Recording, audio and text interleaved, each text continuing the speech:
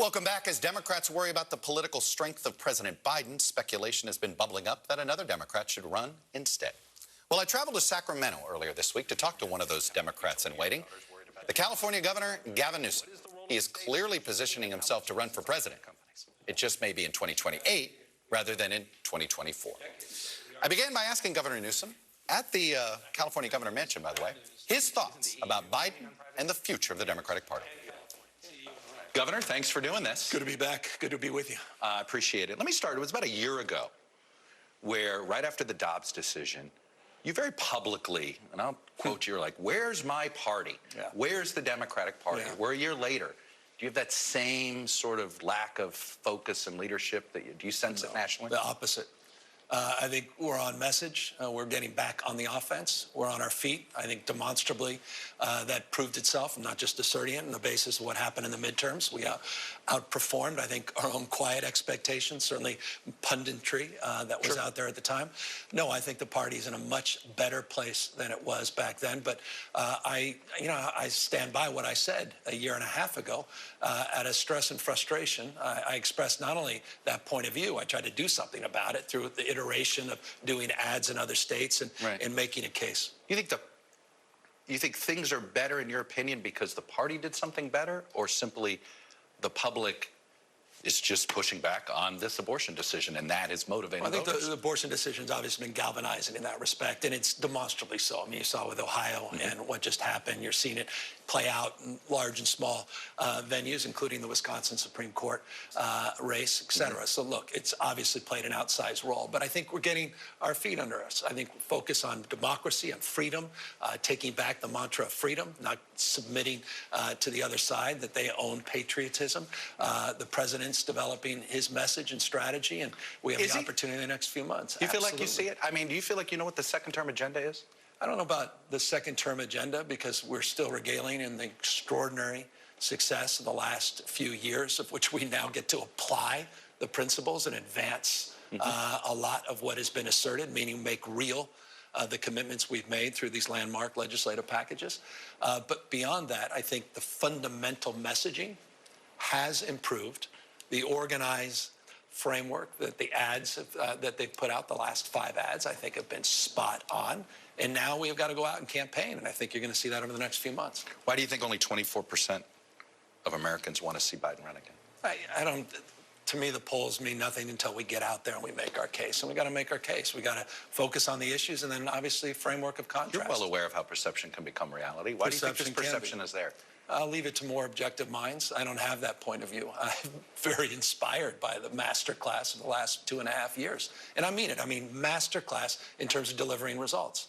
And the results are demonstrable. The question you're asking is the challenging one, is how do we mind the gap between performance, the substance and the results, and that perception before it becomes reality? Clearly, it's reflected situationally in these polls, but that's the opportunity, not the burden, the opportunity of being able to run on this record, the Biden record, and to make the case to the American people over the next 18 months. Do you think this is all just due to age? People just look at the age issue and just think he's not vibrant enough? That wasn't even on my mind. I'm not saying it's on your mind. I'm talking about with the voters. I don't know. I'll leave that. I don't know what it is. All I know is we have the opportunity to sell remarkable accomplishments, and we get an opportunity to do that in a way that, frankly, we haven't in the past, and we need surround sound. We need to organize bottom up, not just top down. We can't just rely on the president to make that case alone. The party, the Democratic Party, goes back to your original question. The party itself, I think, needs to be more muscular in terms of how we approach our role and responsibility at promoting that record. Do you think another 4 years of Donald Trump will break us? I don't. I hope we don't have to experience that. But I worry about democracy. I worry about the fetishness for autocracy that we're seeing, not just from Trump, but around the world, and notably across this country. I've made the point about DeSantis that I think he's functionally authoritarian. I'm worried more in many respects about Trumpism, what transcends well beyond his term and time and tenure. You think Trump or DeSantis would be a greater threat to democracy? I leave that to more objective minds. I'm concerned about democracy fundamentally in this country. I understand you say for more objective minds. What's in your mind? Tell me what's in your mind. I think the vengeance in Donald Trump's heart right now is more of a threat. So another 4 years of that could Yeah, It's not something... I'm not going to wallow in it. I'm going to work hard to get President Biden reelected and work hard to make the case for what he's done for this country. Filing deadlines haven't passed. President Biden doesn't run. Why shouldn't we consider you a likely candidate? Well, I think the vice president is naturally the one lined up, and the filing deadlines are quickly coming to pass. And I think we need to move past this notion that he's not going to run. President Biden is going to run, and we're looking forward to getting him reelected. I think there's been so much wallowing in the last few months and hand-wringing in this respect, but we're gearing up for the campaign. We're looking forward to it. But you hear these calls privately. What do you tell these donors who are wallowing in this? Time to move on. Let's go. I'm going to be at the DNC next week in Chicago. Was down with the DCC 2 weeks ago down in San Diego. Let's go. Let's make the case. Let's stop. I mean, let's make the case of what you're not the Biden administration. There's no plan B for you. No, and perhaps there's never been more consistent words that have come out of my mouth than that. I understand that, but I have something has hit me for a while with you in particular. Yeah. Your political hero is Bobby Kennedy. Yeah. Yeah. Bobby, what would Bobby do? Bobby ran. Bobby ran. Yeah. He did it. Now, you could argue that he waited for somebody else to prove LBJ was vulnerable before jumping in. We could debate the particulars of when. If you're going to go bold, sometimes you go when everybody tells you not to go. Yeah, I haven't plotted this out. I'm not this Machiavellian. That said, I'm all in with President Biden, proven that over and over and over again in private and increasingly in public. I want to continue to make that case. And again, I don't want to just go through talking points, but I'm serious when I say this. A little less time on his age and on whether or not he's going to run, a little more time on the damn record. Wonder why there's a gap between performance and perception. I think it's pretty obvious because we consume, you're nothing but a mirror of your consistent thoughts. Yeah. Whatever you focus on, you find more of. And right now, the Democratic Party, the press and others, so focused situationally on his age, should he or should he not run, and not on his record. And so our job is to get out of that muck and to get back on our feet making the case. And am I supposed to interpret that comment about the vice president, that if for some reason the president chose not to run at this point, well, that's the everybody rallies around her? It's the Biden-Harris administration. Maybe I'm a little old-fashioned. Yeah, maybe I'm a little old-fashioned about presidents and vice presidents. I was a lieutenant governor, so I'm a little subjective. The senior senator here her daughter apparently has power of attorney. She, as an elected official, has power of attorney over 40 million people's representation in Washington, D.C.